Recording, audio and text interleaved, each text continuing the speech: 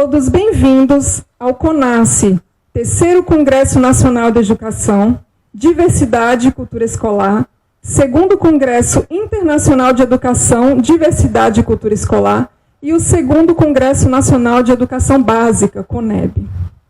O terceiro CONASSE, o segundo CONASSE Internacional e o CONEB são eventos organizados pelos grupos de pesquisa Conexões, Produção de Conhecimento e Ensino e o Grupo de Estudos e Pesquisas em Historiografia e Ensino de História, vinculados à Universidade do Estado da Bahia, campus de Eunápolis.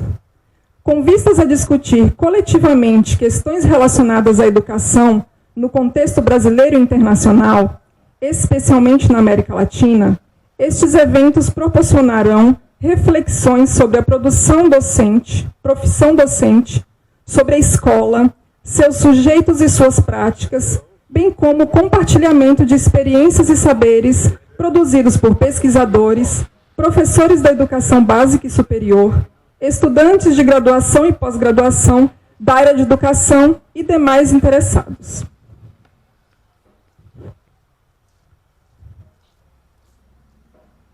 Para iniciarmos a nossa cerimônia, convidamos para compor a mesa de abertura as seguintes autoridades: o diretor do Departamento de Ciências Humanas e Tecnologias da Universidade do Estado da Bahia, campus 18, Eunápolis, o professor Charles Nascimento de Sá.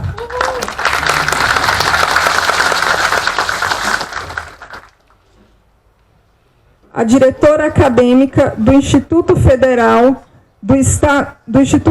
da Bahia, do campus de Eunápolis, professora Nádia Núbia Ferreira Leite Cardoso, que neste ato representa a diretora-geral do campus, a professora Fabiana Zanelato Bertoldi. Representando a secretária de Educação do município de Eunápolis, o senhor José de Aquino, gestor do Núcleo de Ensino.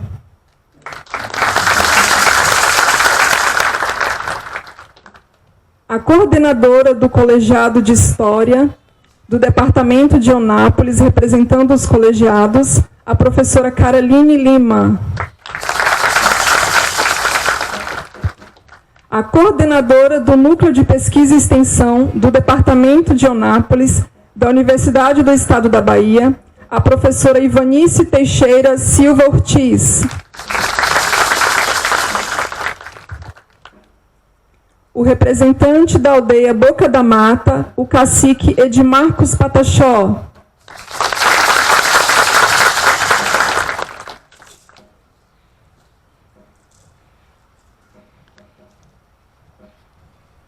O representante do povo Tupinambá, o pajé Tigre Guarani.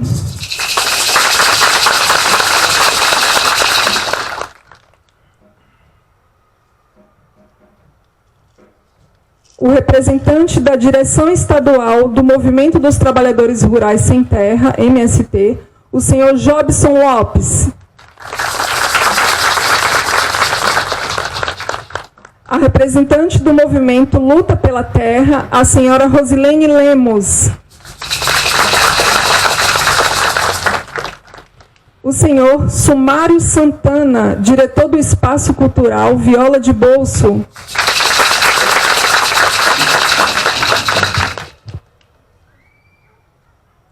O diretor da APLB, Delegacia Sindical Costa Sul Eunápolis, o professor Ronaldo Santos Oliveira.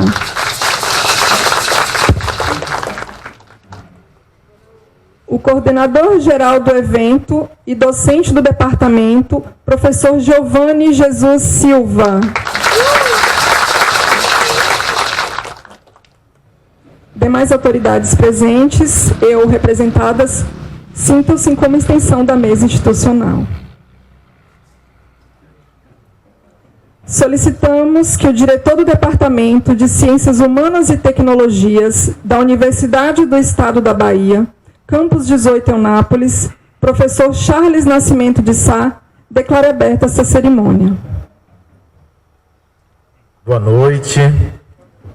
Eu, Charles Nascimento de Sá, declaro aberto o CONASSE, Terceiro Congresso Nacional de Educação, Diversidade e Cultura Escolar, o segundo Congresso Internacional de Educação, Diversidade e Cultura Escolar e do segundo Congresso Nacional de Educação Básica, CONEB. Solicitamos a todos que fiquem de pé em posição de respeito para a execução do hino nacional.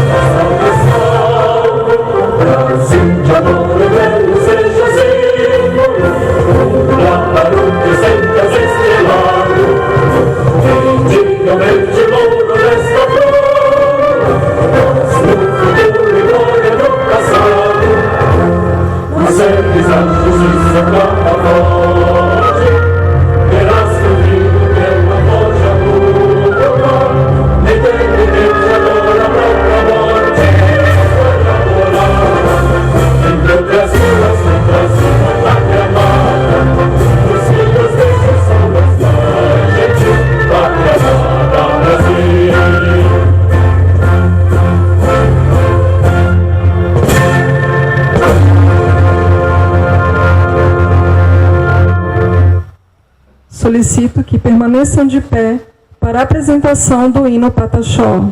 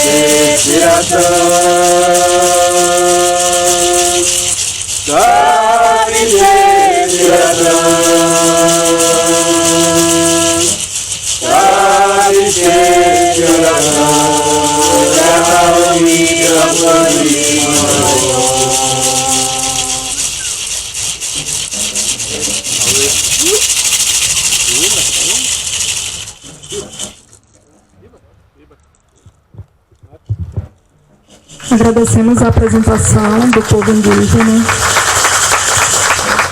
Gostaríamos de deixar registrada a presença das intérpretes de Libra, Ângela Lemos e Etienne Loula Rossac.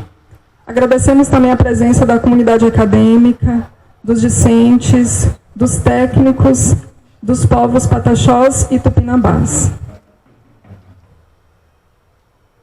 Para a fala de acolhida, convidamos o coordenador-geral do evento e docente do departamento, o professor Giovanni de Jesus Silva.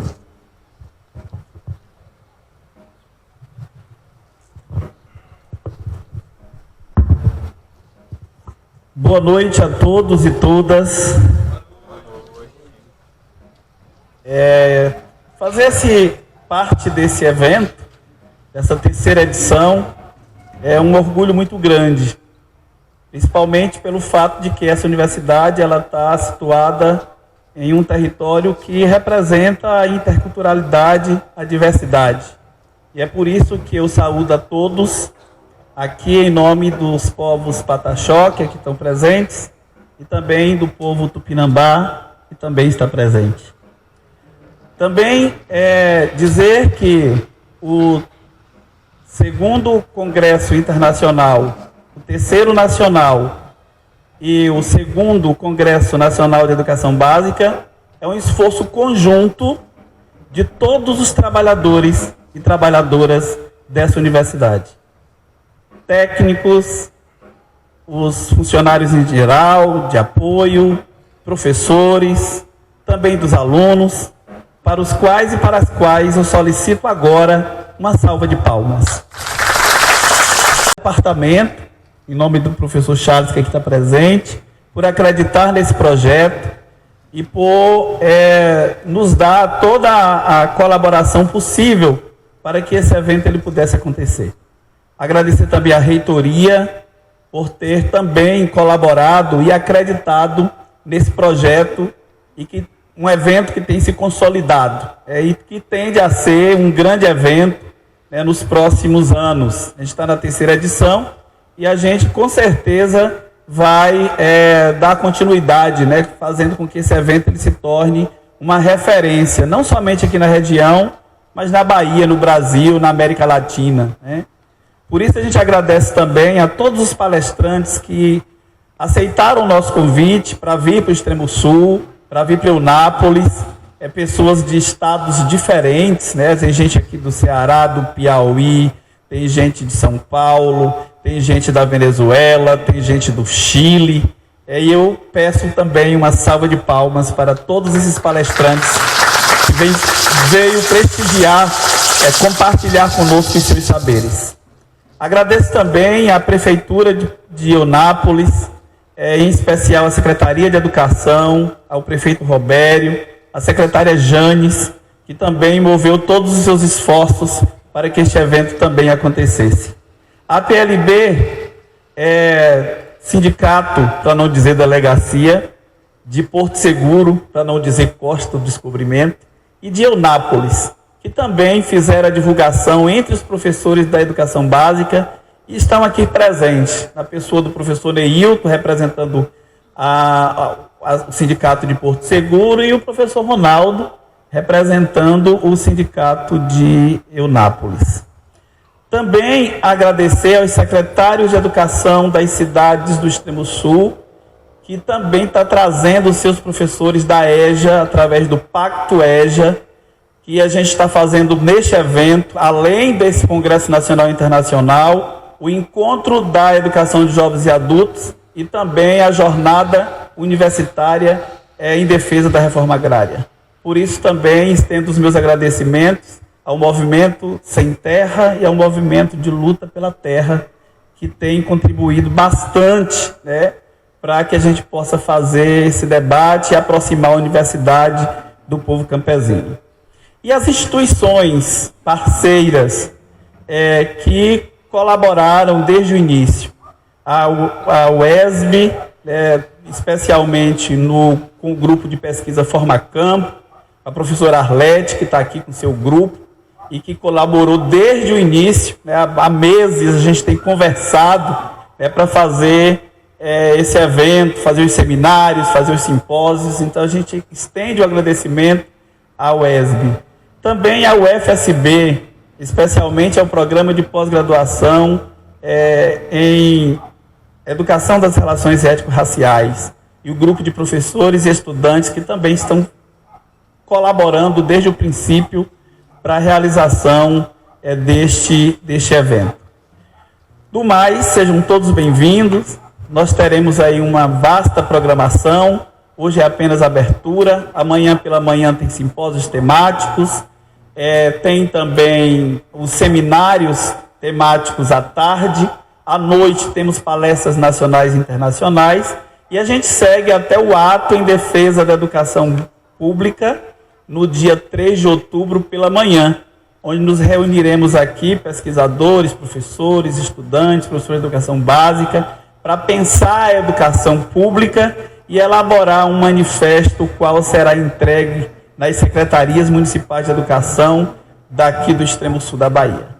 Agradeço a todos os presentes, aos estudantes desse campus, aos estudantes de outros campos que estão aqui, de outras instituições, que de todas as maneiras, de forma direta e indiretamente, colaboraram para a realização deste evento. Sejam todos bem-vindos e bem-vindas, e sigamos até sexta-feira com essa vasta programação acadêmica, científica e cultural.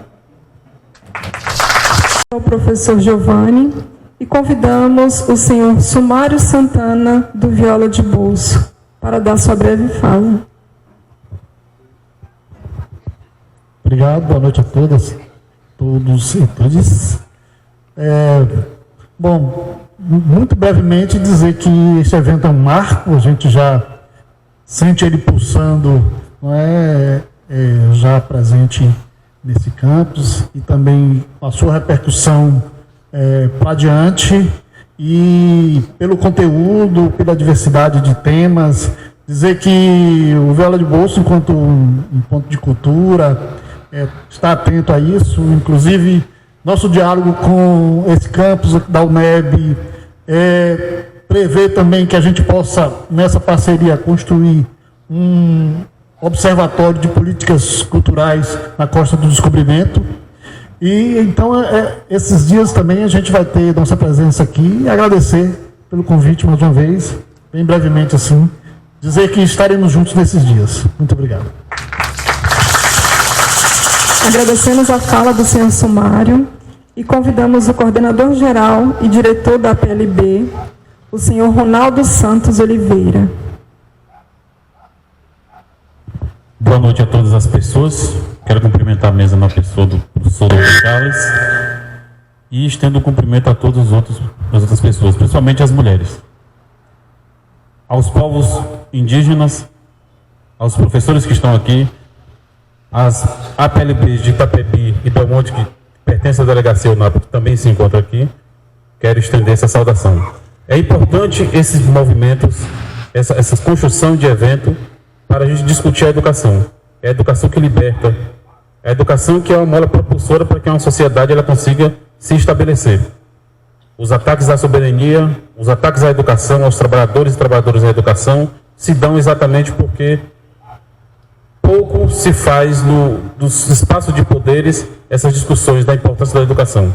Então eu quero aqui agradecer o convite feito pelo professor Dr. Giovanni, a APLB Sindicato, que eu estendi para os demais núcleos sindicais e que possamos, durante esse evento, esse rico evento, né, não dá nem para mensurar a importância e a magnitude desse evento, para a gente discutir essa pauta tão importante e urgente que é a educação pública no nosso país. Uma boa noite a todos. Agradecemos a fala do professor Ronaldo e convidamos o senhor Jobson Lopes, representante do MST. Boa noite a todas as pessoas. Prazer estar aqui junto com vocês. Gostaria de saudar as companheiras, o nome da professora Ivanice, e saudar os companheiros, o nome do professor Giovanni, dessa parceria que o Movimento Sem Terra tem construído e consolidado com a universidade.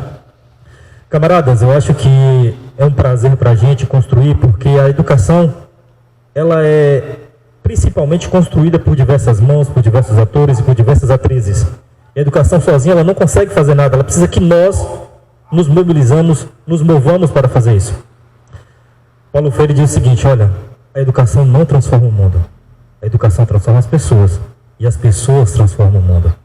É gratificante saber e perceber que tem vários companheiros e companheiras que se somam dessa trincheira de luta, engrossam essas trincheiras de luta por um Brasil, uma América Latina mais justa, igualitária, onde todo mundo tenha dignidade. Essa frase de Paulo Freire é realidade na minha vida. Se hoje eu sou quem sou, se hoje eu sou a pessoa que eu sou, eu devo muito à educação e aos professores que me alfabetizaram e no decorrer do processo. Eu sou um jovem negro, periférico, do campo. Então, logicamente, olhando para o sistema, não tinha muito o que fazer. Mas a educação me resgatou e eu creio piamente que o que nós estamos fazendo aqui vai resgatar muito mais pessoas. Boa noite. Agradecemos a fala do senhor Jobson e convido o representante do povo Tupinambá, Tigre Guarani.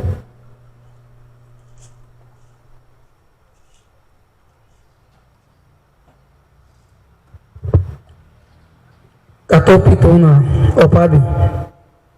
Boa noite a todos. É um prazer, primeiramente, agradecer a todos aqui presentes e agradecer em nome da comunidade Taquari do povo Tupinambá, né, essa oportunidade que a gente tem. Só isso, obrigado. Agradecemos o pajé Tigre Guarani e convidamos o representante da aldeia Boca da Mata, o cacique Edmarcos Pataxó.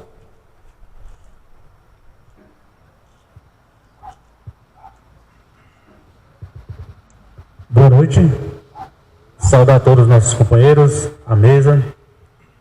E para nós, primeiro agradecer pelo convite de estarmos aqui, dizer que estamos unidos pela educação, que esse espaço realmente venha trazer frutos, né? Que a gente possa sair daqui com muita sabedoria, dizer que uma vara só, ela é fácil de quebrar, mas um nó não. Essa é uma palavra do nosso cacique Tururim, da aldeia Mãe Barra Velha. Muito obrigado. Agradecemos a fala do cacique Edmarcos e convido a coordenadora do Núcleo de Pesquisa e Extensão do Departamento de Onápolis, a professora Ivanice Teixeira Silva Ortiz. Boa noite.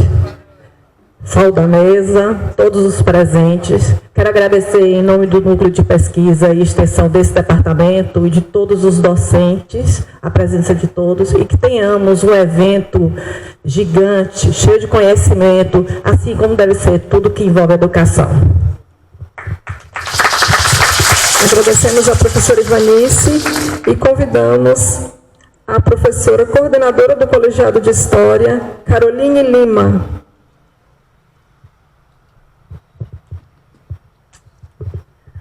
Boa noite a todos, todas e todes.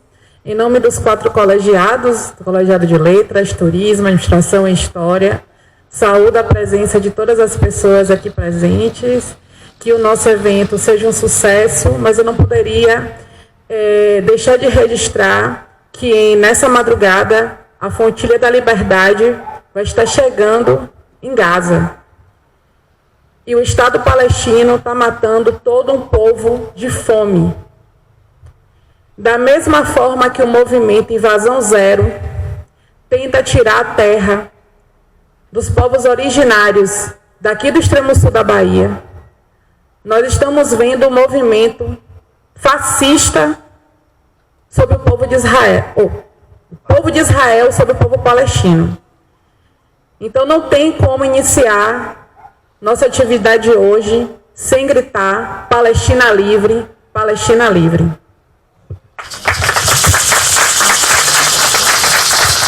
Agradecemos a fala da professora Caroline e convido o representante da Secretaria de Educação do município de Eunápolis, convido o senhor José Aquino Santos, que está representando a Secretária de Educação do município de Eunápolis. Saudações a cada pessoa presente, saudações à mesa, licença e bênção aos nossos ancestrais que de muitos modos contribuem para que todos nós estejamos aqui nessa noite de muita aprendizagem.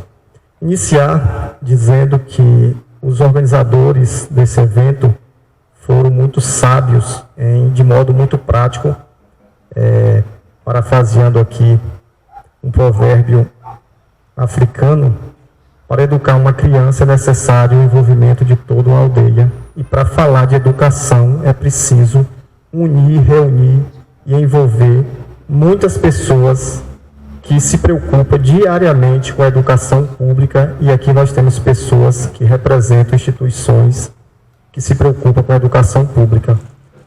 Meu nome é José de Aquino e eu tive a incumbência de hoje estar aqui representando a Secretaria Municipal de Educação, em nome da professora Jovita, que está em um compromisso institucional. Também estou aqui representando o prefeito Robério, que foi convidado, assim como a deputada Cláudia Oliveira, foram convidados a estar prestigiando esse evento.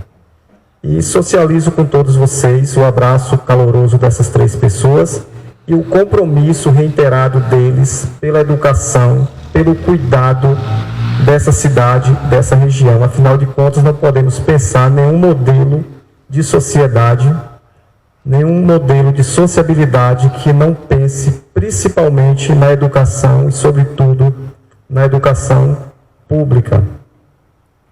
Queria me estender só mais um pouquinho, com a permissão de todos.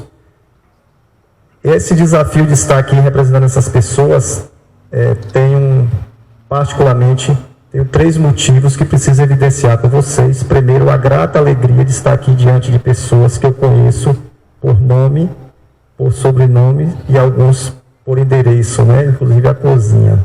E muitos que estão aqui nessa plateia também são pessoas que a gente convive diariamente porque estamos na educação. O segundo é porque esse é um evento em uma universidade pública e nós precisamos sim prestigiar a universidade pública, essa instituição que tem um papel soberano na formação da sociedade brasileira. E terceiro, e não menos importante, talvez o mais importante, que nesse dia essa universidade se organizou para falar de educação pública, dos desafios de educação que todos nós que estamos aqui acreditamos muito.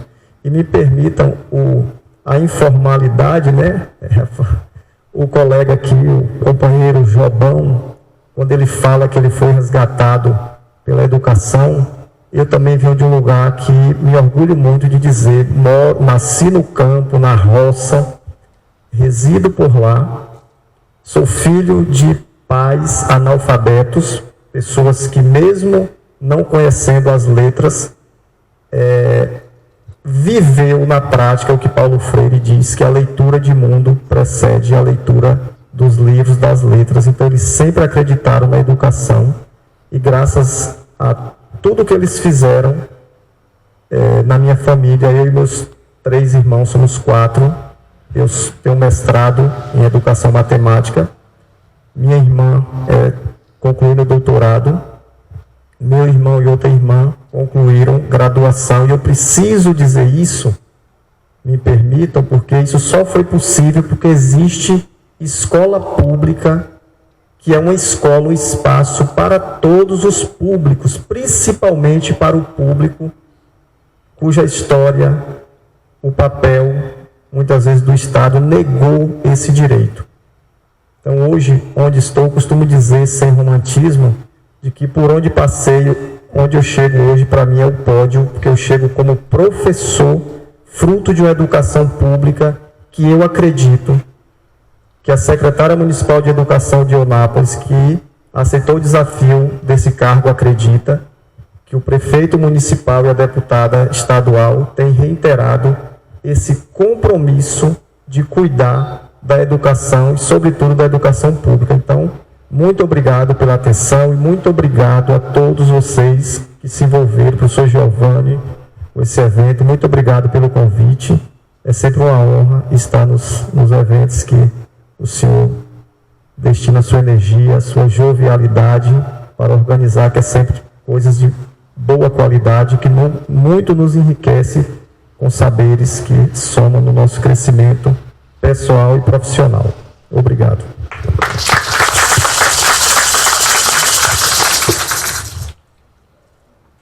Agradecemos ao senhor José de Aquino e convidamos a diretora acadêmica, convidamos a professora Nádia Núbia Ferreira, que está representando a diretora acadêmica do Instituto Federal.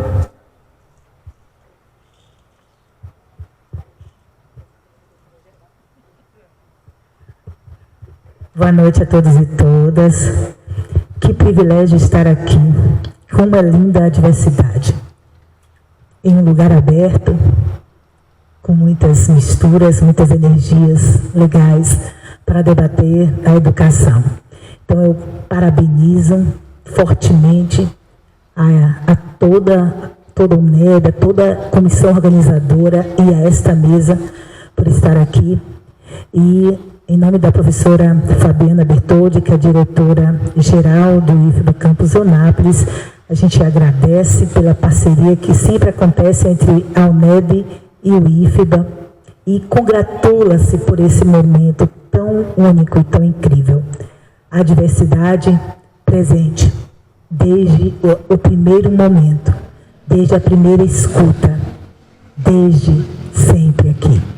Então, essa valorização da diversidade, da inclusão, da qualidade, do ensino público, faz a diferença. Eu também sou aluna, ex-aluna da UNEB, e sei o valor dessa casa. E parabenizo a todos vocês. Que esse evento seja aproveitado em cada detalhe, pois a programação está riquíssima. Terceiro CONASSE Nacional, segundo Nacional e Congresso de Educação da Bahia. É um privilégio estarmos aqui e que nós todos possamos aproveitar cada momento desse momento tão incrível, tão diverso, tão rico e tão privilegiado. Muito obrigada pela oportunidade. Obrigada. Boa noite. Agradecemos a professora Nádia Núbia e convidamos o professor Charles Nascimento de Sá para o seu pronunciamento e posterior encerramento desta mesa.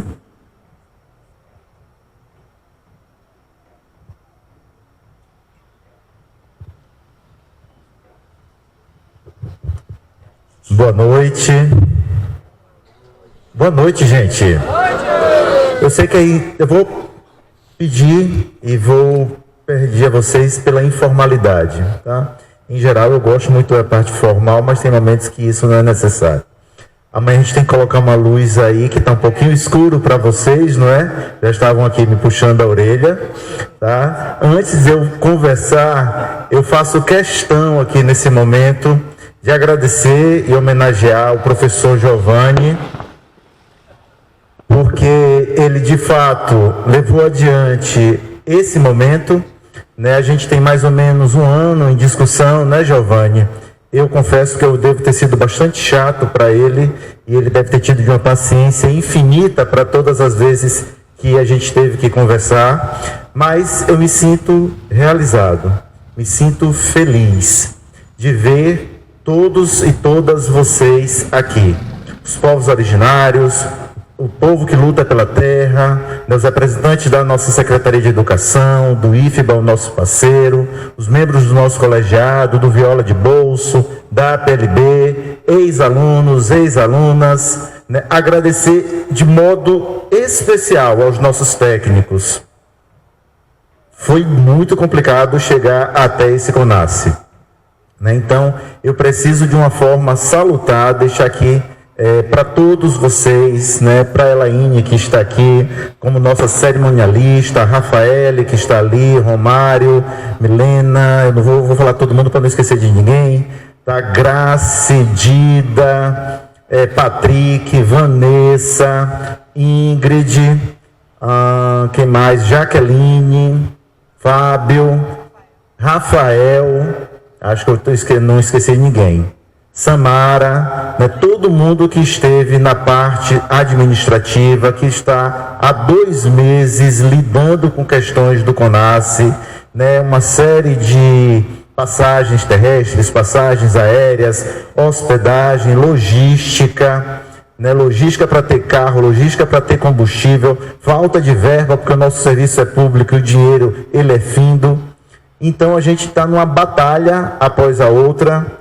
Né? Eu quero que vocês aproveitem o nosso departamento, eu quero que vocês aproveitem todo esse campus da Universidade do Estado da Bahia, quero que vocês falem da nossa universidade, quero pedir aos pais, às mães, aos irmãos e irmãs, para falar com as pessoas que você conhecem. O nosso vestibular, o vestibular da UNEB, está aberto as inscrições até o dia 8 de outubro. Entre no site. Vejam aí se o seu filho, sua filha, seu irmão, sua irmã, um amigo não quer entrar na universidade, para que ele possa vir se unir nesse projeto, que é um projeto revolucionário, porque o ensino, a educação, ela é revolucionária. Todos nós colocamos aqui a nossa fala, e isso só é possível pela educação. Eu também sou uma dessas pessoas que, saída do campo, saída do interior, aqui estou. Então, convidem, chamem, conversem e, acima de tudo, saibam que a Universidade do Estado da Bahia de Eunápolis é de vocês. Esse espaço é para vocês. Esse não é um espaço nosso. É um espaço para que vocês do MST, do MLT, né, dos povos originários, quando precisarem, utilizem-no. O IFBA, sempre que houver necessidade, pode solicitar. Tragam para cá a Secretaria de Educação, se tiver evento, se precisar de espaço, o nosso espaço está disponível. Nós estaremos sempre de braços abertos para recepcionar cada uma e cada um de vocês. A UNEB, ela é pública, ela é gratuita, ela é de qualidade, ela é acessível. A UNEB é para vocês e é de vocês. Boa noite e aproveitemos até sexta-feira. Agradecemos ao diretor do departamento de Eunápolis e estendemos os nossos agradecimentos às autoridades que participaram desta mesa. Solicitamos que a professora Caroline Lima permaneça na mesa para a mediação da mesa de diálogo logo a seguir e pedimos às demais autoridades que retomem os seus lugares para darmos continuidade à programação.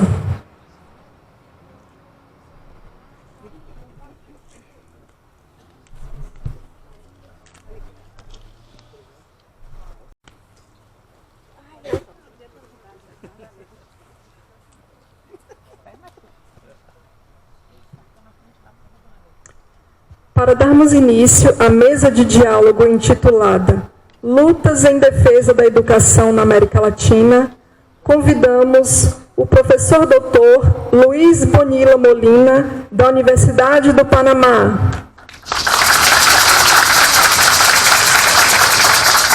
Convido também a professora doutora Raquel Dias Araújo, da Universidade Estadual do Ceará.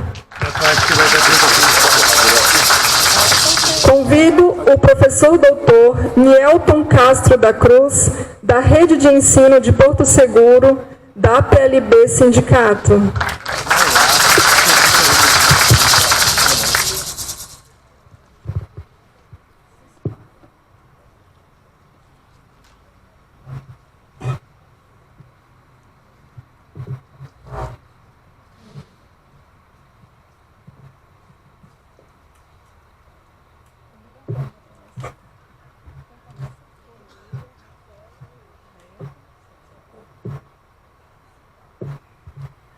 Boa noite novamente. Então vamos iniciar a nossa mesa, Lutas em Defesa da Educação na América Latina.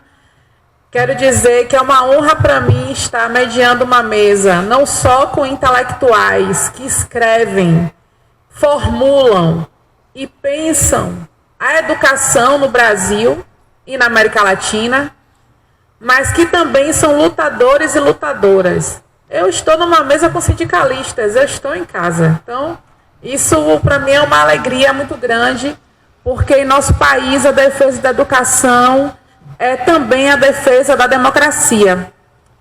Então, nós vamos iniciar por Bonilha.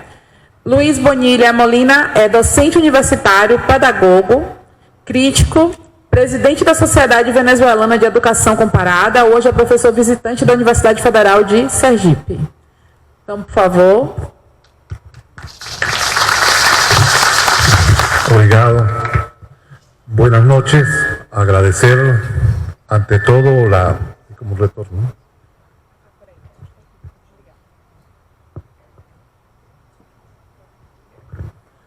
Agradecer la invitación, felicitar el esfuerzo de este evento, pero antes de comenzar debo acompañar a Carol cuando señalaba en su presentación la necesidad de hablar de Palestina. Yo sé que Palestina a todos nos parece lejos, muy lejos. Yo quiero decirles que Eunápolis, esta ciudad, es 3 veces más grande que la Franja de Gaza. O sea, caben 3 franjas de Gaza en esta ciudad.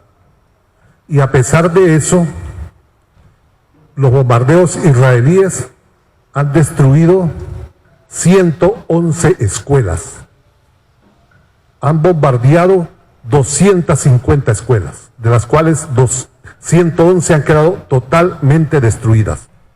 Imaginemos que en esta ciudad aviones bombardeen escuelas y destruyan 111 escuelas.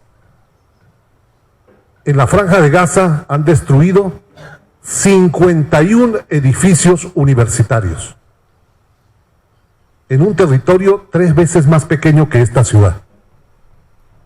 Han bombardeado 1.540 veces los hospitales y las redes de salud. Esto lo digo un poco para que entendamos la dimensión de la tragedia que está ocurriendo en Gaza y por qué para nosotros hoy la esperanza del mundo está en esa flotilla que está llegando hoy con comida, medicinas, pero también con un mensaje de paz para un pueblo que merece tener derecho a un territorio y una vida tranquila. Por eso esta noche, como decía Carol, el corazón nuestro palpita con la flotilla que está a punto de llegar. ¡Viva Palestina libre! Y también debo, antes de comenzar, señalar que es muy importante que recuperemos el espíritu antiimperialista en esta oportunidad. América Latina y la Universidad de América Latina siempre ha sido un bastión antiimperialista. Y en los últimos meses hemos visto con un descaro enorme cómo el gobierno de los Estados Unidos, liderado por Donald Trump, ha desplazado barcos de guerra por la región del Caribe, amenazando a Venezuela, destruyendo botes con pescadores o incluso si fueran narcotraficantes, no se les da el derecho al debido proceso, sino muestran públicamente cómo asesinan a seres humanos latinoamericanos. Yo soy venezolano, yo soy opositor al gobierno de Nicolás Maduro, soy militante de izquierda que cree que el gobierno de Maduro, estoy convencido que el gobierno de Maduro no es un gobierno de izquierda ni de la clase obrera, pero ninguna diferencia puede permitir que nosotros justifiquemos una invasión a Venezuela. Entonces quiero también en este evento llamar a la solidaridad antiimperialista continental contra la agresión norteamericana, contra el pueblo de Venezuela y contra cualquier pueblo de nuestra región. Ahora sí, vamos a comenzar en lo que nos corresponde. No se cuentan estos minutos, ¿sí?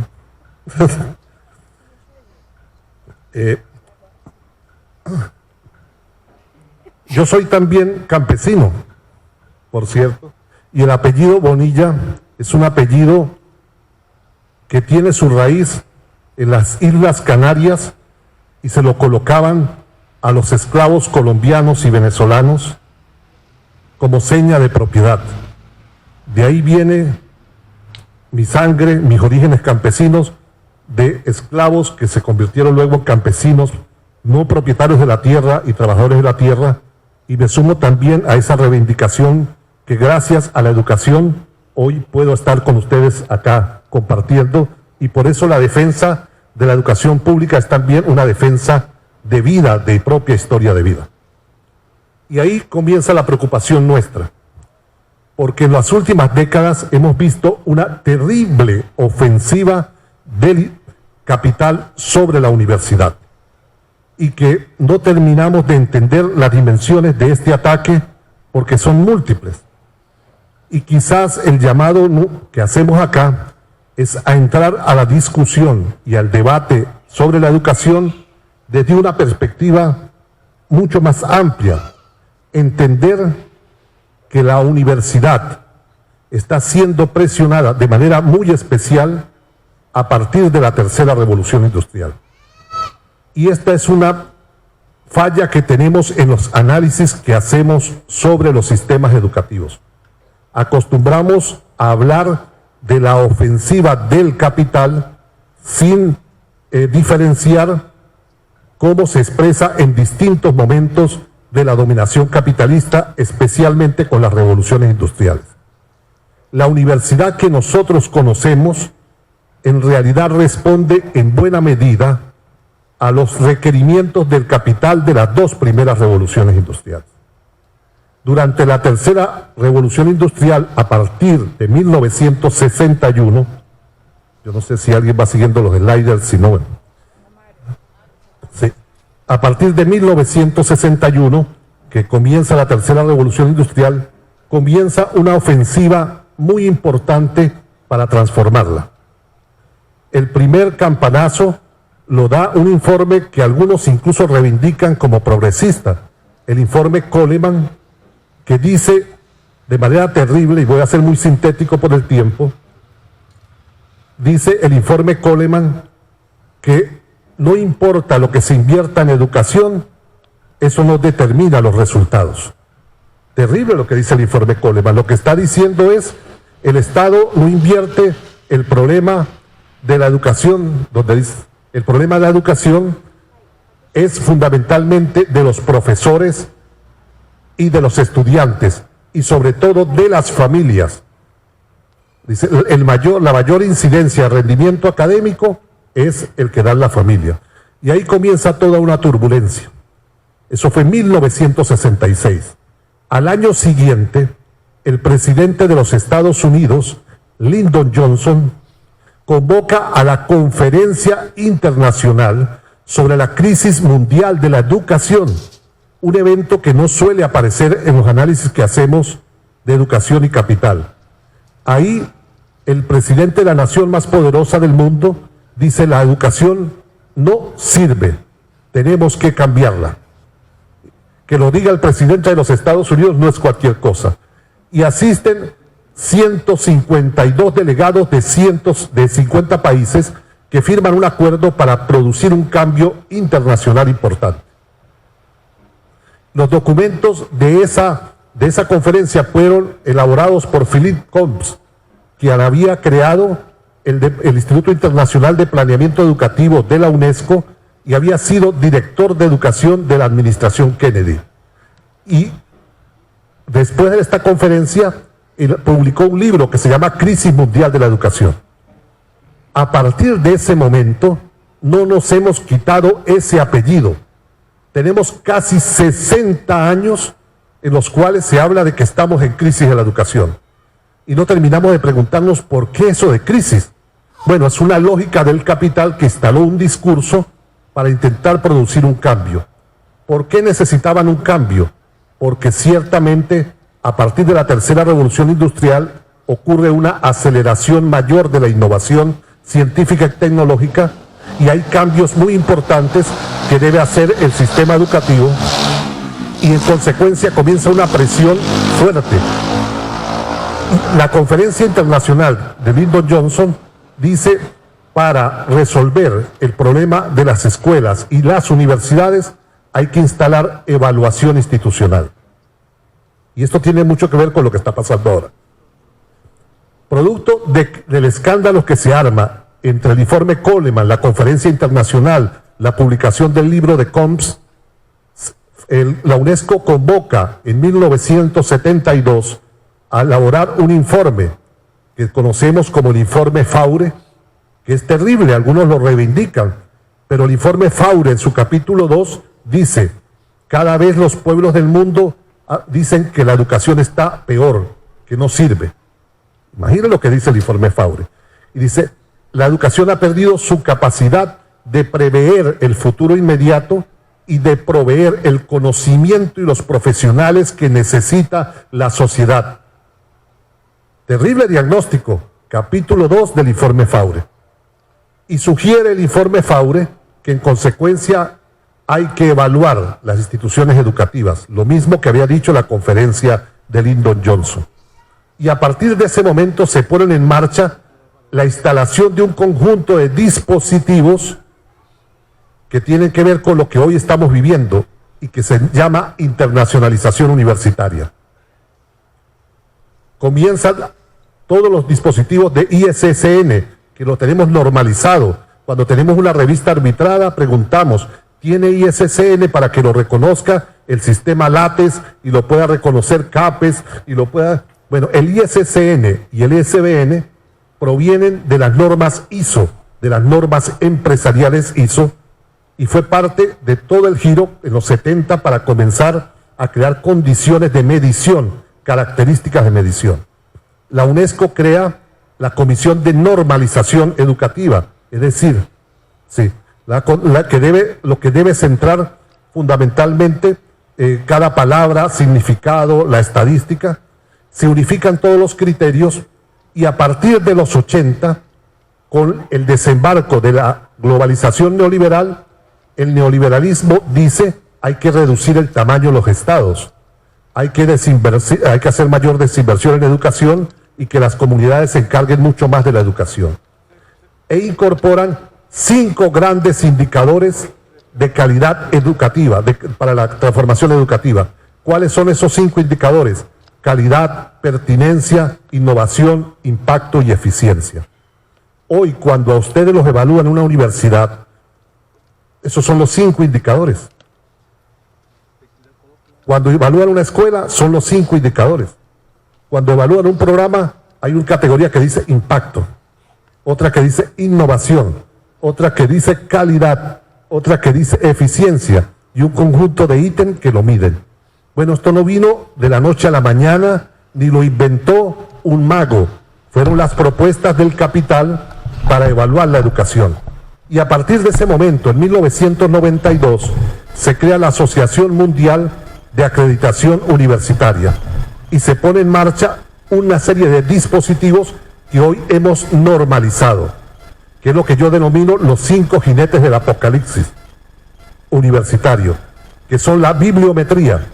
Hoy estamos todos inmersos en escribir, escribir y escribir, supuestamente para producir el cambio de la universidad, pero no nos da tiempo ni de ver la sociedad, sino de simplemente publicar citándonos los mismos todo el tiempo, y cada vez innovamos menos porque estamos más preocupados por publicar y publicar. Ese fenómeno de productivismo nos está llevando a la muerte de las ideas. Yo les digo, sea cuántos de nosotros, qué universidad advirtió lo que podía pasar con el COVID-19. Tenemos un problema serio porque estábamos publicando. No pudimos prever las plataformas, ni siquiera durante la pandemia las pudimos formular, porque estábamos más preocupados por publicar, sin entender lo que estaba haciendo el capital.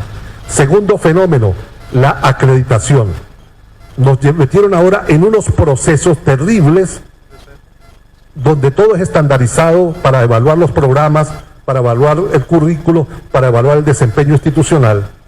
Y eso tiene que ver con la tercera cosa, los rankings universitarios, que además el primer ranking lo crea China. Para aquellos que creen que China no es capitalista, bueno, ahí tienen la primera que se alinea creando los rankings internacionales comparables es China. Después se han dado una serie de rankings que el tiempo no da para desarrollarlo. El cuarto elemento, nos imponen un modelo de movilidad académica y estudiantil basado en la evaluación y en las competencias que define la OCDE y el Banco Mundial. Entonces, para que las llamadas buenas prácticas, un docente o un estudiante quiere ir a aquella universidad que está mejor en la acreditación o que produce más publicaciones, hay más productivismo. Y finalmente, todos los procesos de reconocimiento de títulos. Dirán ustedes, entonces, ¿qué hacemos? No hay que internacionalizar, sí hay que internacionalizar la universidad, pero para un proyecto distinto, un proyecto que tenga que ver con los pueblos, con la emancipación, con el desarrollo autónomo y local, con una perspectiva ecológica, ecofeminista, que no es lo que aparece en esta locura de la internacionalización universitaria. Necesitamos desarrollar un modelo alternativo y eso es lo que nos ha llevado, ¿cuánto llevo? Nos ha llevado a una serie de luchas en el continente. Las voy solo a deletrear por el tiempo, ¿no da? Pero todo el continente ha vivido en las últimas décadas una lucha permanente. Estados Unidos vivió en Chicago y en Los Ángeles, sobre todo, una movilización muy importante de los docentes que se negaban a que se cerraran escuelas. En Chicago en 2014 fue el inicio de una lucha muy importante porque la alcaldía de esa ciudad quería cerrar de un solo decreto 100 escuelas en la ciudad. Y ahí comenzó un despertar del movimiento pedagógico norteamericano que hoy la gran prensa no lo divulga, pero cada día combate más en las calles. En Puerto Rico, igual, una lucha contra la desinversión producto de que Estados Unidos la trata como una colonia y hoy una universidad que debería tener el 9,8% del presupuesto, solo tiene el 3,9%, producto de que es una colonia y tiene un trato absolutamente colonial como la de Puerto Rico. Panamá acaba de salir de una lucha muy importante contra la minería, contra el extractivismo, pero también contra la reforma del régimen de pensiones que llevó la jubilación de 60% a 28% del último salario.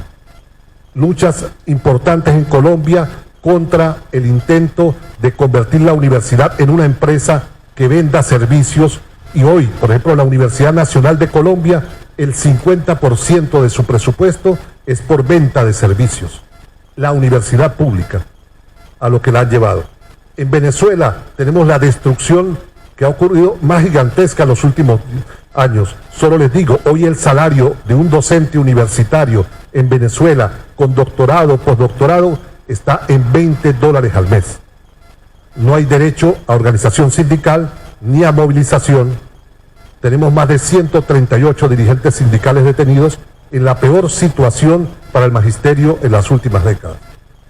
En Ecuador hay una lucha hoy muy importante por la aplicación de la ley orgánica, inclusiva e intercultural, que a pesar de que lograron a partir de una movilización los últimos 5 años que se aprobara, no la terminan de aplicar.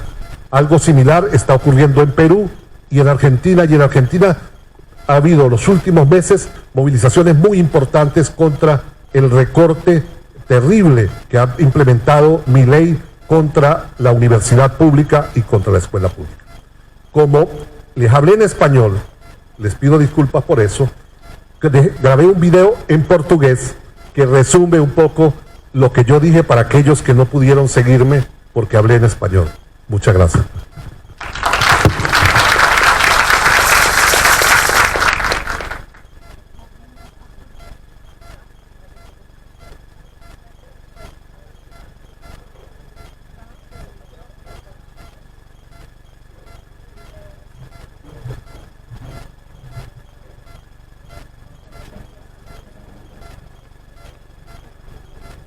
Associada do curso de Pedagogia da Universidade Estadual do Ceará, coordenadora do Grupo de Estudos Pedagogia Histórico-Crítica da UES, foi a primeira vice-presidenta do ANDES e vice-presidenta da SINDUES, que é a seção sindical do ANDES dos professores, né, da Estadual do Ceará. Coordenadora estadual da ANFOP Ceará.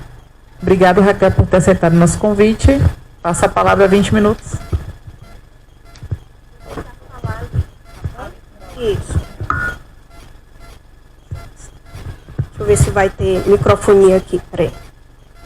Vamos ver. Oi. Consegue me pegar? Aqui. Tá bom? Que dá? Dá. Você consegue passar para mim? Pronto. Que aí eu consigo ver e consigo te orientar daqui. Pronto. Tá me pegando aí? Pronto. Então, quietinho aqui nesse canto. Então, boa noite a todas, todos e todes. Eu sou Raquel Dias, né, já fui apresentada. Queria agradecer Vou ficar de costa para vocês, infelizmente, tá? Mas eu consigo ver melhor as pessoas daqui e consigo também acompanhar aqui os slides. Então, agradecer o convite feito em nome da Carol e do professor Giovanni. Carol, porque é íntima, né? Então, eu chamei a Carol logo de Carol. A gente já se conhece há muito tempo. Então, muito obrigada pelo convite para estar aqui, participando do evento, conhecendo Eunápolis, né, o campus da UNEB, né, já conheci Porto Seguro também. Então, é um prazer muito grande estar participando do evento. Vou fazer minha autodescrição para quem está acompanhando também aí pela online. Né, sou uma mulher pequena, de 1,50 m, sou parda negra, tenho 56 anos, tenho cabelos curtos, já ficando grisalhos, e uso óculos e estou vestindo um vestido quase marrom, com um casaquinho marrom também. Bom, então o tema que foi encomendado, é um tema bastante amplo, né? E eu escolhi fazer um caminho, né? Então poderiam ser vários caminhos para esse tema. Né, nós tivemos aí a sorte de começar com o Bonilha, que já fez uma contextualização internacional. Então pode passar Romário, né? Isso. Então Romário vai ajudar ali. Os dois primeiros slides apenas uma apresentação, pode passar. E no primeiro slide eu fiz uma escolha, uma opção de trabalhar com a seguinte hipótese. De que as lutas, né, em defesa da educação, elas expressam dois componentes. Um componente que eu estou chamando de estrutural e outro que eu estou chamando de conjuntural. O primeiro componente, que é o componente estrutural, está relacionado com a forma como o Estado brasileiro vem tratando a educação historicamente, né, ao longo do tempo. E o conjuntural tem a ver com o momento que a gente está vivendo mais recentemente, ou como os governos, né, representando esse Estado, vêm lidando com a educação mais recentemente. E aí, mais recentemente, eu fiz um recorte mais dos anos 90 para cá, ou aquilo que a gente chama de agenda neoliberal. Então, nesse processo que eu estou chamando de estrutural, eu vou destacar dois aspectos, né, que é o processo que eu chamo de desfinanciamento da educação ou subfinanciamento da educação e a ausência do Sistema Nacional de Educação no Brasil. né? Ou seja, nós nunca construímos o Sistema Nacional de Educação no Brasil, que é a organização da educação nacional, tomada como uma tarefa do Estado, né, do Estado, a União, o governo federal, né, que assume a educação como uma tarefa sua de, né, escolarizar a nação, né, tomar a educação básica como uma tarefa sua, valorizar os profissionais da educação, financiar toda essa educação em todos os níveis, né? Nós nunca fizemos isso. Os países desenvolvidos fizeram isso na passagem do século XIX para o século XX. O Brasil não fez isso, né? Então, nós temos um déficit histórico com relação à escolarização, alfabetização, valorização dos profissionais da educação, porque nós não construímos Sistema Nacional de Educação, e isso se reflete no tema do financiamento, né, que também vem se desenvolvendo ao longo da história. E um outro aspecto que é o conjuntural,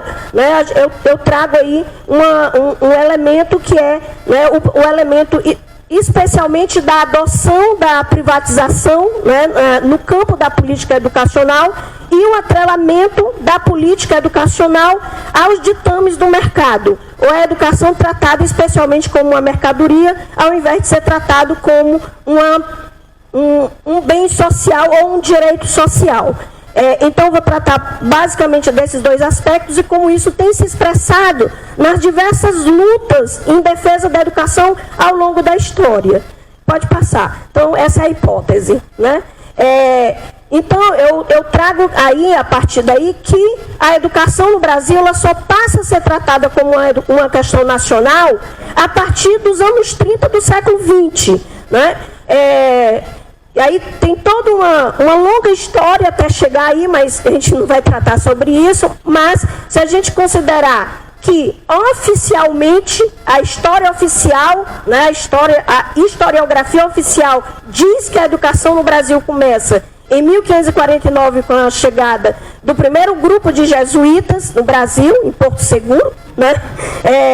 Então nós teríamos aí um grande atraso histórico, né, com relação a vários aspectos relacionados à política educacional, se a gente considerar que a educação passa a ser tratada como uma questão nacional apenas nos anos 30 do século XX. Né? E o que significa tratar a educação como uma questão nacional? Vou já apontar alguns elementos. Isso tem a ver com a mudança do modelo agrário exportador, que não exigia uma educação escolarizada, né, para um modelo econômico baseado na exigência de uma mão de obra escolarizada, que é a constituição do modelo capitalista no Brasil, né, após o golpe de 30, né, ou seja, a mudança, a disputa de uma fração burguesa, né, no poder de que vai instituir um processo de industrialização, urbanização no país e vai exigir níveis de escolarização para o Brasil, ou seja, uma sociedade letrada, uma sociedade contratualista, portanto, exige níveis de escolarização e um processo de universalização da escola no Brasil a partir dos anos 30. Pode passar.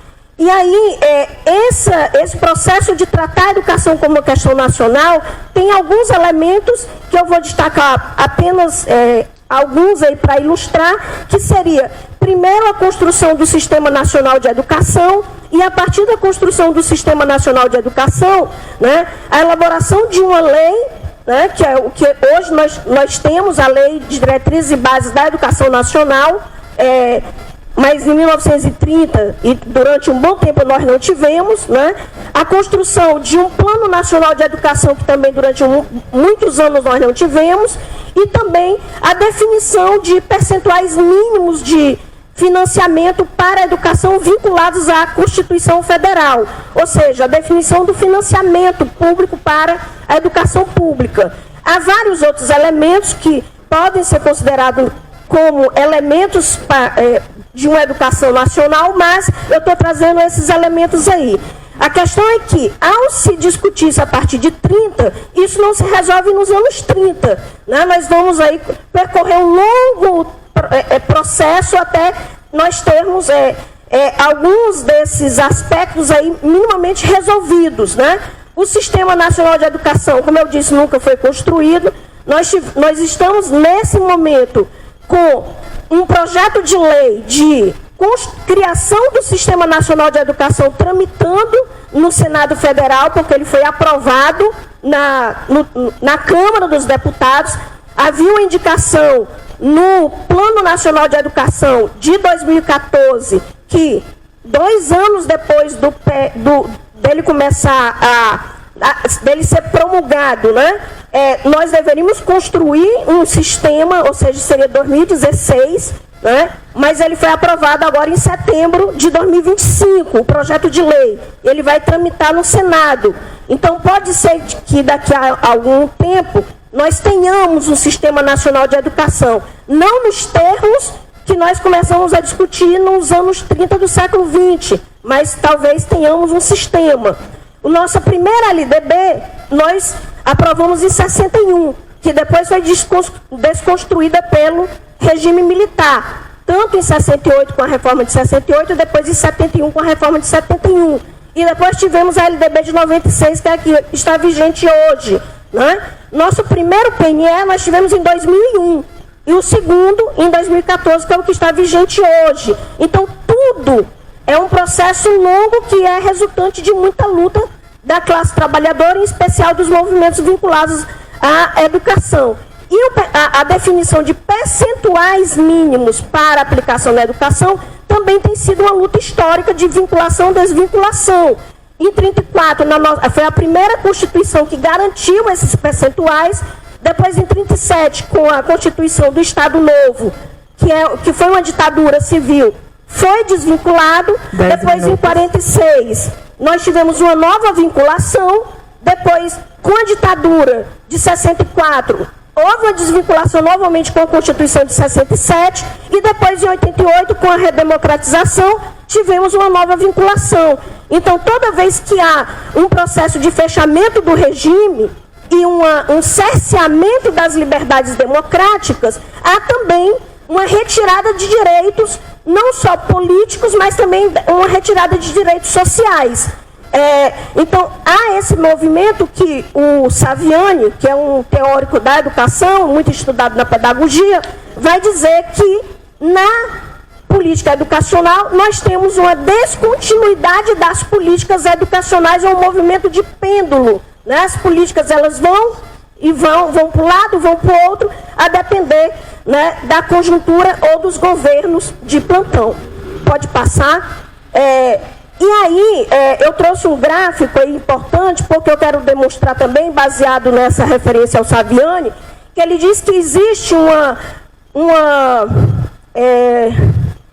lógica da política social e da política educacional como a modalidade dela, né, que é uma constante, né, estrutural da própria sociedade capitalista, que como é uma sociedade baseada nas relações sociais de produção, em que a produção social é coletiva, mas a apropriação dessa produção é privada, a política econômica produzida no âmbito dessa sociedade e implementada pelo Estado produz desigualdades e desestabiliza o sistema. E a política social produzida pelo próprio Estado tem o efeito de ser um antídoto a esses efeitos contraditórios e desestabilizadores, né? E, nesse sentido, a política social vai ser sempre subordinada à política econômica, né, e separada dela. E uma das suas consequências é que a política social vai ter sempre um montante de recursos muito menor destinado a ela do que aquele destinado à política econômica, né? E o gráfico produzido pela Auditoria Cidadã da Dívida, né, é revelador com relação a isso, quando demonstra que aquele montante destinado à política econômica, no caso ao pagamento da dívida pública, que é o que é destinado para os bancos, né, os grandes bancos, né, é quase 50% do montante dos recursos públicos, né, enquanto que aquilo que é destinado para as políticas sociais nas mais diversas esferas, mas em especial para a educação, é um percentual muito pequeno em comparação à política econômica. E pode passar, porque tem o dado específico da educação, né, que diz que apenas 3% é destinado à educação, enquanto quase 50% é destinado para a política econômica. E isso é parte dessa estrutura, né, da própria sociedade que produz essa desigualdade. Pode passar.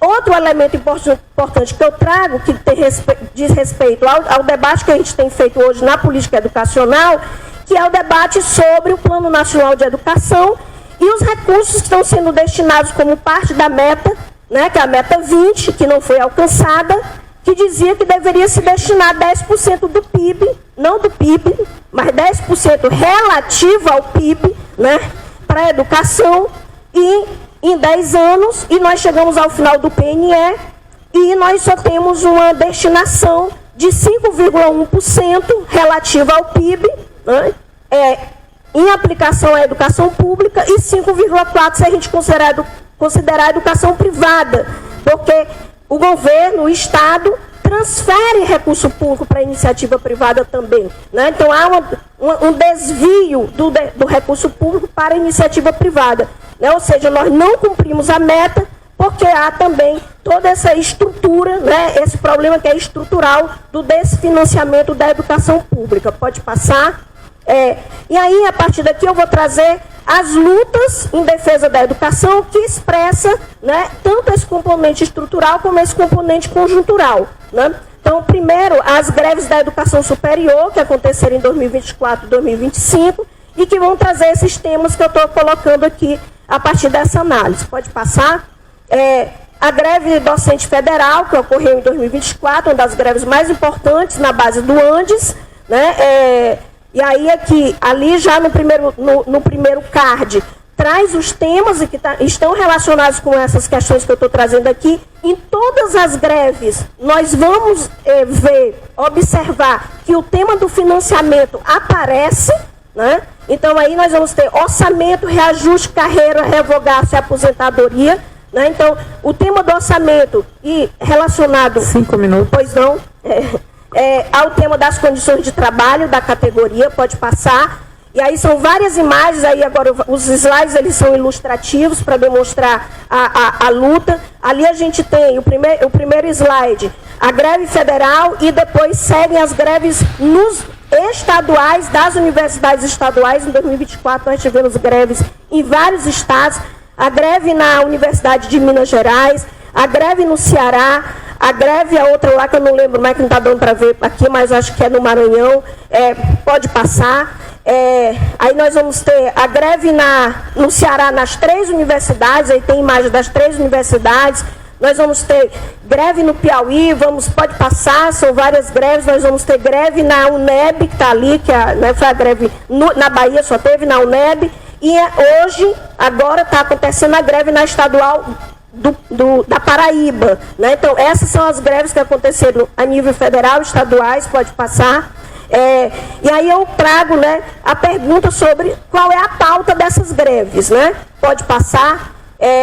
E aí a pauta, ela tem sido em defesa da educação pública, em primeiro lugar, porque, né, independentemente se as reivindicações são mais específicas ou mais gerais, elas trazem a defesa da universidade pública, do financiamento público e todas aquelas que têm aparecido nos cards que têm relação com o orçamento, com o reajuste salarial, com a carreira, com a aposentadoria, né? E ali uma imagem da Mafalda, né, para nos inspirar, dizendo que a educação não é mercadoria. Aí segue, né, o próximo slide. Aí ali a greve da educação básica em 2025, porque... Também, em 2025, nós tivemos vários estados com greve da educação básica, pode passar. Eu fiz um rápido levantamento no Google, né, e vi quais eram os estados que teve greve. Ali uma imagem da greve em Salvador. Né, o card mostra que uma das grandes reivindicações da categoria de trabalhadores da educação básica ainda continua sendo, em que pese a aprovação da lei do piso, né, há muitos anos, continua sendo a luta pelo cumprimento do piso, né? Pode passar. E ali um conjunto de... uma lista dos estados que teve greve já em 2025, começando pelo Distrito Federal, segue Minas Gerais, São Paulo, Pernambuco, Pará, Paraná, Santa Catarina, Piauí, Mato Grosso, Goiás, né? Pode passar. E ali as reivindicações que aparecem nas mais diversas greves dos professores da educação básica, né? o cumprimento do piso, o reajuste salarial, a defesa da carreira, condições de trabalho, a luta contra a privatização, ela vai tanto aparecer na luta dos professores da educação básica, como vai aparecer na próxima categoria das lutas unificadas e o desmonte da educação pública e a valorização profissional. Estou terminando, Carol. A valorização profissional em que pese essa reivindicação aparecer muito nas greves de professores, né, entra em confronto com aquilo que o governo, em especial o Ministério da Educação, por meio do Camilo Santana, tem apresentado como conjunto de medidas de valorização da política dos profissionais da educação, mas que, na verdade, não configuram a valorização, mas um conjunto de medidas como carteira docente, desconto em viagens, em voos, né, e crédito em banco, e desconto em cartão de crédito, mas que significa, na verdade, mais endividamento para a categoria, ao invés de melhorar as condições de trabalho, de carreira e de salário. Pode passar. Ali as lutas unificadas da educação básica e da educação superior, pode passar. Muito importante ali trazer dois elementos, que é o da privatização, que se configura de uma maneira muito mais forte a partir dos anos 90, mas especialmente nesse momento, né, em São Paulo e no Paraná, com o leilão das escolas, ou seja, a privatização mais profunda com o leilão das escolas em São Paulo e a privatização da gestão das escolas no Paraná, e ali as imagens das campanhas e das lutas contra a privatização nesses dois estados, pode passar. O segundo aspecto é o da militarização, que está relacionado com o momento mais conjuntural do avanço das ideias conservadoras, mas que se combina também com esse processo de internacionalização trazido pelo Bonilha, tanto da privatização como da militarização e da militarização da vida social. Então, uma campanha ali, escola não é quartel, pode passar. E ali também a imagem da luta dos trabalhadores da educação, estudantes, pode passar. Uma outra luta muito importante que foi trazida de forma bastante unificada da educação superior e da educação básica, estudantes, professores, foi a luta pela revogação do ensino médio, né, e que indicou, né, uma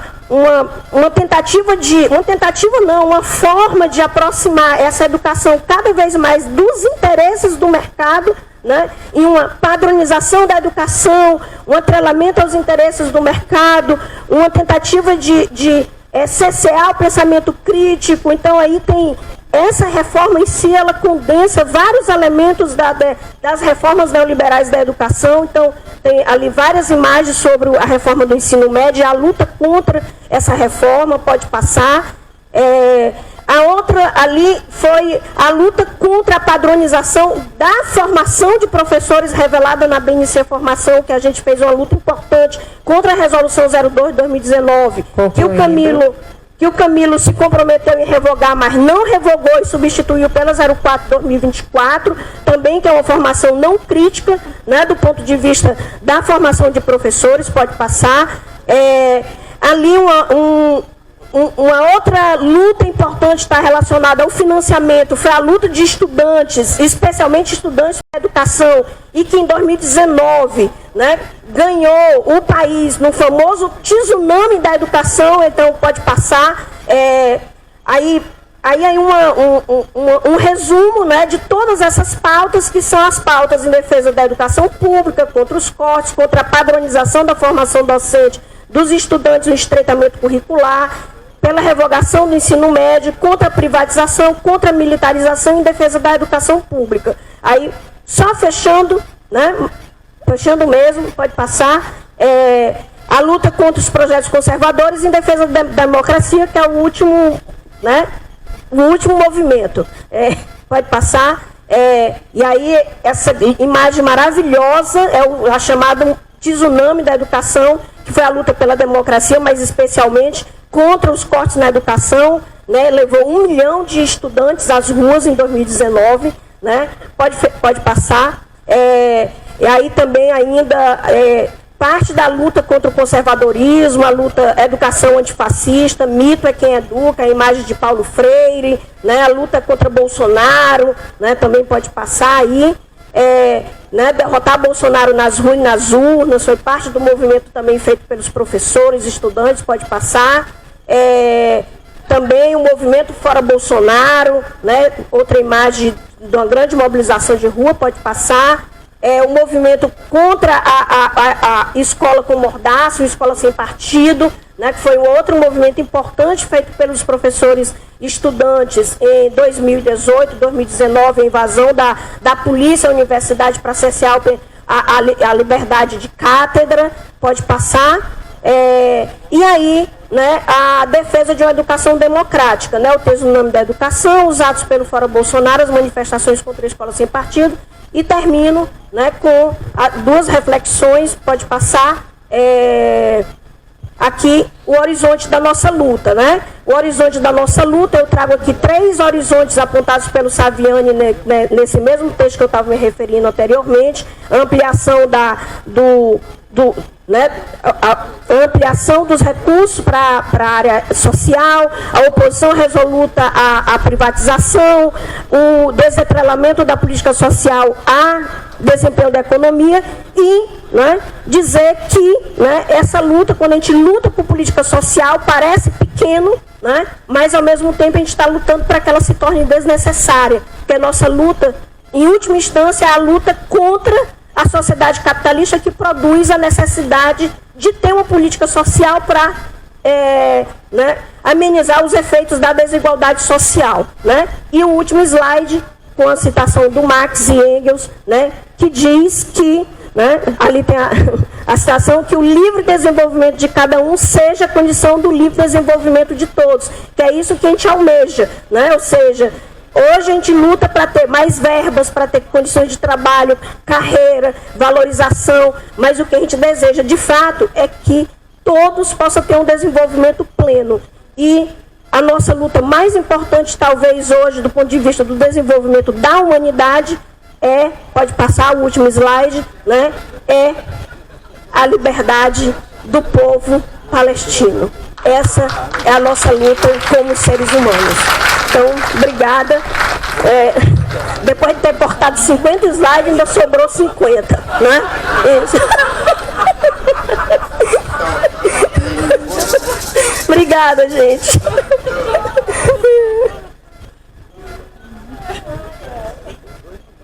Os 8 últimos, né? Mas tudo bem.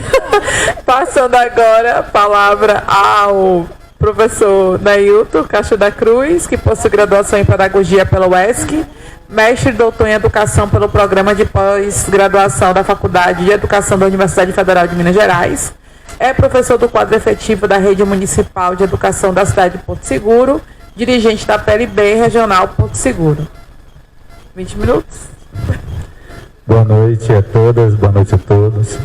Eu estou aqui tremendo de frio, está entrando um vento por aqui por baixo. E minha esposa ainda falou, leve a blusa. Eu falei, não deve fazer frio não. Eu tremendo mesmo. Bom, eu acho que a mesa ela se entrelaça bem, né? Porque a gente vai pensar um pouco a partir do professor, essa mercantilização da educação. E aí a gente atravessa com a discussão que foi feita agora sobre as lutas no cenário mais nacional. Eu tive a incumbência, né, de pensar aqui com vocês e problematizar questões que estão no entorno do extremo sul. Então eu fui atrás de dados, de indicadores para a gente pensar como que acontece a luta aqui no extremo sul da Bahia. E aí eu peguei como recorte a Regional Sul, que é uma organização da PLB Sindicato.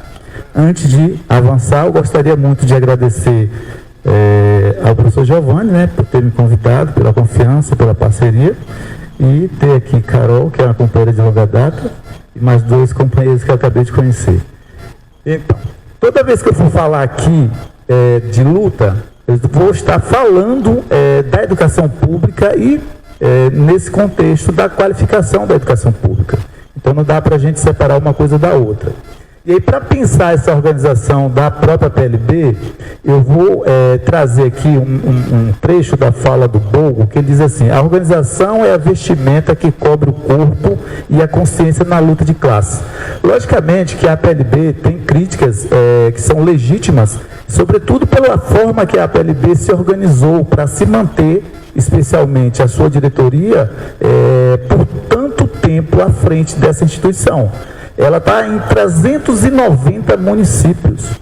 Ela tem aproximadamente 90 mil filiados e filiadas. Nós temos aqui na nossa regional, são 4 delegacias. Isso dá 26 cidades. Então, se para você conseguir fazer a disputa com a PLB, inclusive na própria delegacia, para buscar esse espaço, disputar esse espaço, é muito complexo. Só para ter uma ideia, eu estou em Porto Seguro, eu passo por Eunápolis e vou para Itagimirim, que é um núcleo nosso. Eunápolis está aqui, passa por Itagimirim e vai para Itapebi para poder chegar no núcleo dele. Dessa delegacia.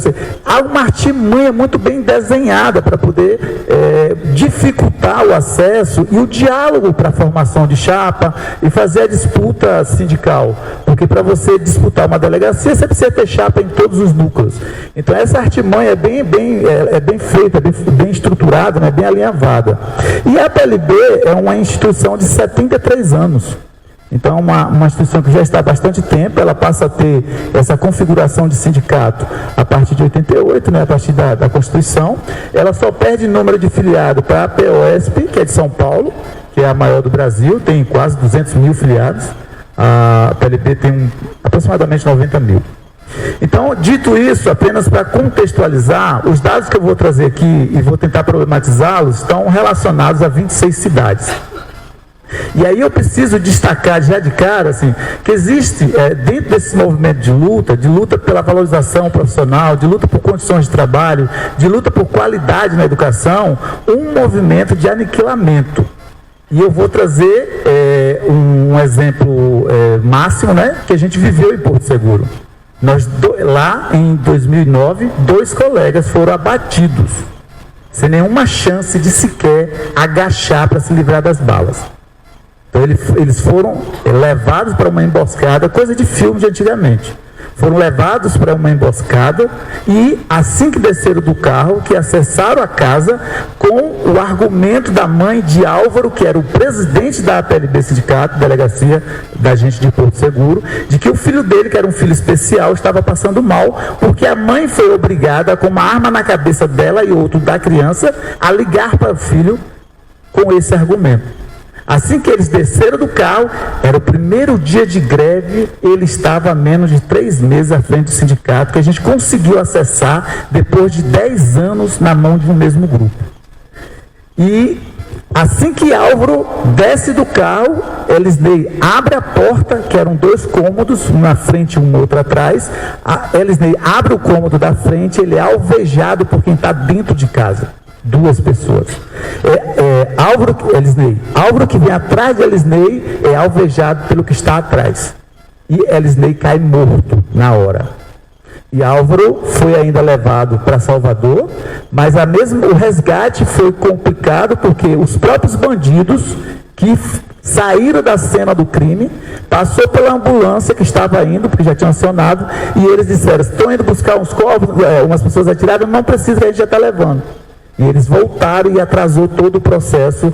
Álvaro ainda ficou 6 dias em Salvador e faleceu no dia 23 de setembro. Um garoto de 28 anos deixou um filho especial. Então, esse aniquilamento, ele acontece ainda, E ele acontece de diversas formas.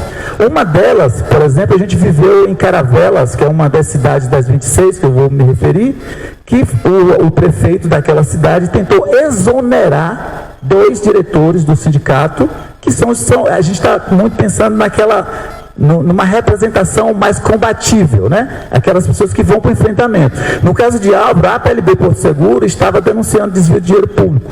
Ao final, o Ministério Público apontou o secretário de governo do prefeito da época como mandante do crime, 2 policiais que fazia guarda do prefeito envolvidos, porque foram esses policiais que contrataram os traficantes para assassinar os meninos. E eu gosto de destacar isso, assim, porque nós éramos um grupo, nós somos ainda, né? E tem muita mão de Giovanni nisso. Giovanni foi meu professor na universidade e ele construiu uma ideia da gente fazer uma associação. Fizemos essa associação.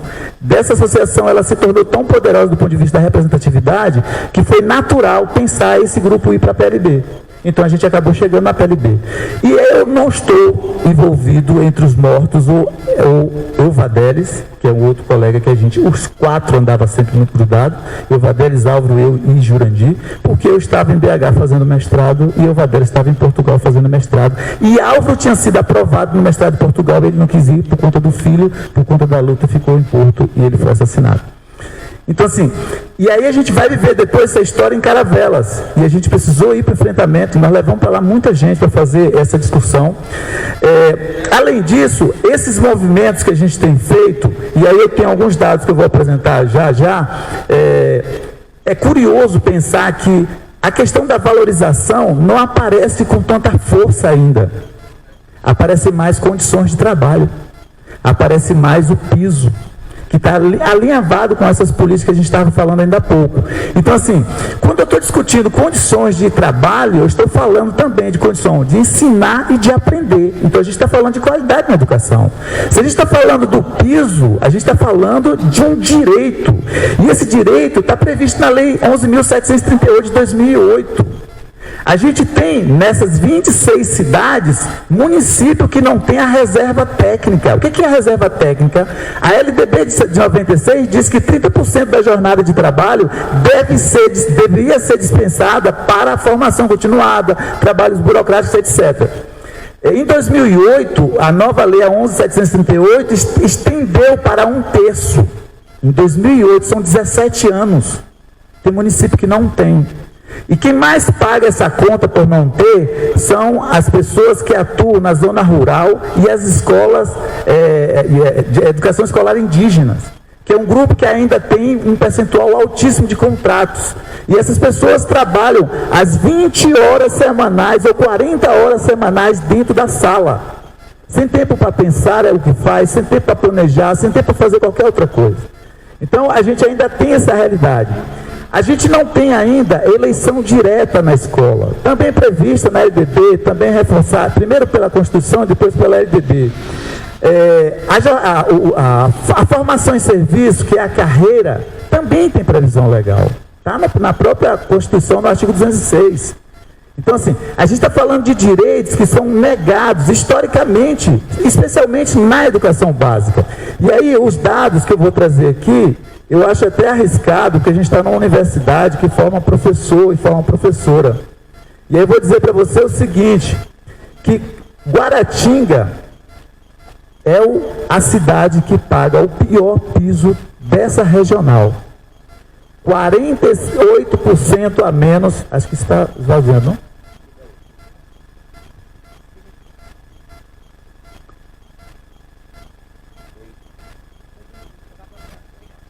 Oi.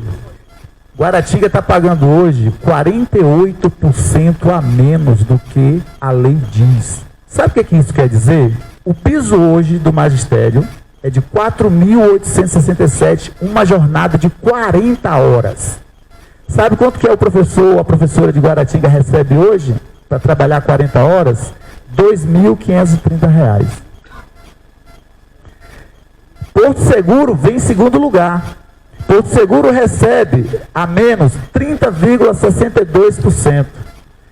Hoje o piso de Porto Seguro é de 3.373. Teixeira, a gente está falando, depois tem Eunápolis, mas Teixeira, Porto Seguro são as maiores cidades das 26. Teixeira de Freitas, 27,59% a menos do piso. O piso de lá, que deveria ser 4.867, é 3.524. Itapebi, e aí eu preciso destacar, a nossa coordenadora de Itapebi está aqui, em 2023, um lugar que tem aproximadamente 100 professores e professoras, fez uma greve de 100 dias, basicamente sustentada pelas mulheres, que parou a BR-101 várias vezes. E já tinha feito uma outra greve em 2022, para descongelar a carreira. Essa greve de 100 dias está entre as maiores do Brasil. E aí eu preciso dizer de Eunápolis. E aí eu gostaria até de aproveitar que Aquino, que é um companheiro nosso de luta, que hoje está na Secretaria de Educação, trabalhe essa ideia junto à Secretaria de Educação e junto com a própria PLB, porque foi feita uma greve aqui, espantem-se, de 245 dias. A metade dela foi 100%. Depois está acontecendo uma estratégia que foi pensada a partir da pandemia. Desembargadores, no caso juízes, têm decidido que a greve é ilegal ou ela, para ser mantida, tem que ser com 50% funcionando. Teve decisões de 75% funcionando. Que greve é essa que 75% da escola funciona? Então, essa artimanha construída nesse lugar, né, de privilégio das relações de poder, tem atacado de forma covarde o último elemento que a gente tem, que é a paralisação total dos trabalhos. Porque ninguém quer uma greve. Ninguém quer trabalhar no sol ou na chuva e depois repor os 200 dias. Mas a gente tem, nesse caso de Eunápolis, ainda existe um déficit de quase 12%, mesmo tendo uma greve de 245 dias. A outra greve que merece destaque, que é a do estado da Bahia. E a gente precisa falar sobre isso. Nós temos um governo do PT que tem 20 anos aí. E até recentemente, aliás, isso ainda não foi constatado. Existe um déficit com a turma mais velha do estado, que passou a receber subsídios, e o salário é baixíssimo. E a gente teve uma greve em 2012 de 115 dias. E agora a última greve de Salvador, que foi de 74 dias, com decisões judiciais milionárias de multas. Então, assim, essa articulação feita nesse extrato, né, da sociedade, que é do espaço de poder, seja do poder político, do poder judiciário, tem nos amordaçados aqui embaixo. Mas o que eu quero destacar aqui é que nunca faltou luta. Nunca faltou uma ação combatente da parte da organização. Logicamente que isso não é generalizado, mas existe sim resistência e luta. Porto Seguro, nos últimos 5 anos, na gestão do prefeito Jânio Natal, a gente não teve 1% de aumento ou de carreira durante os 5 anos de gestão dele. Fizemos 2 greves já. E a justiça vem e diz que a greve é ilegal, sendo que ela tem previsão em leis maiores.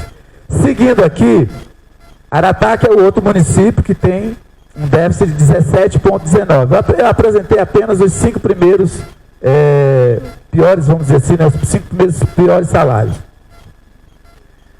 Em relação ao piso, só antes do piso, a gente está falando de uma rede, de uma regional, que existem os planos de carreira. A gente tem plano de carreira de 23 anos, a gente tem plano de carreira de 20 anos.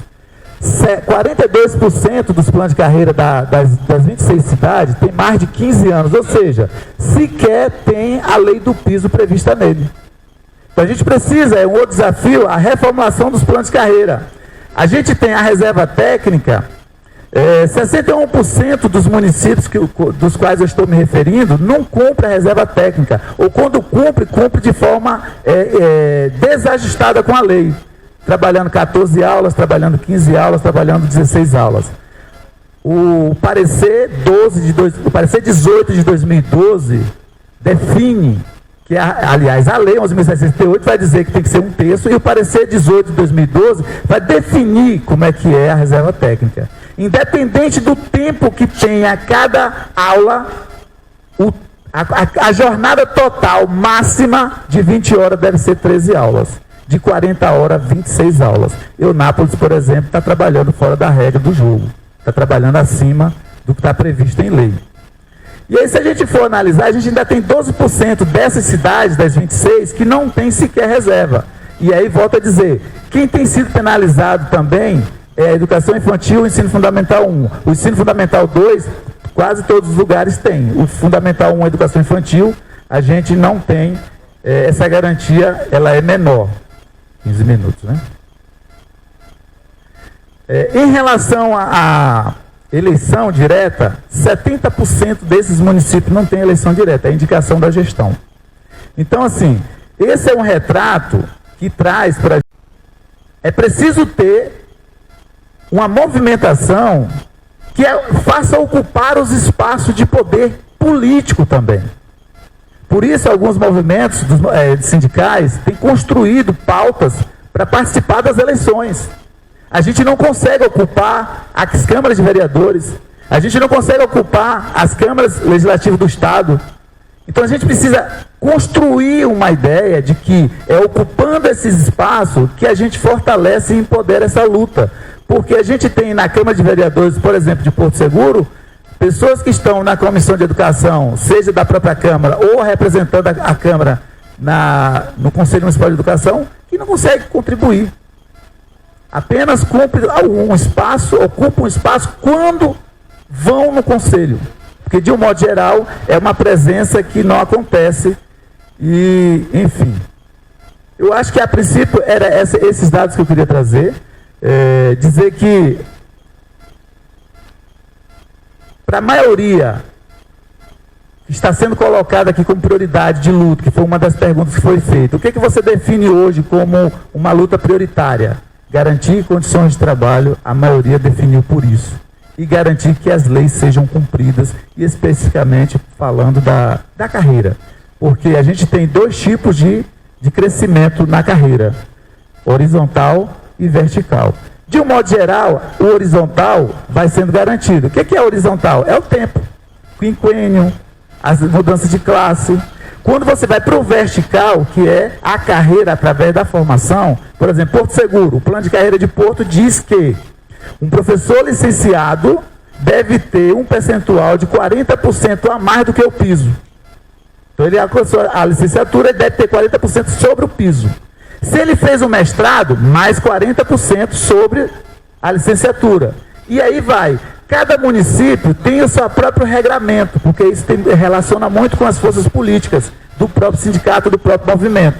Mas é esse crescimento verticalizado que garante uma carreira mais decente, que garante condições da própria pessoa continuar investindo na própria carreira, lendo mais, participando de eventos, publicando artigos, construindo projetos, enfim. Então, de um modo geral, é isso. Eu não sei se vai abrir para o debate e a gente pode continuar conversando. Obrigado.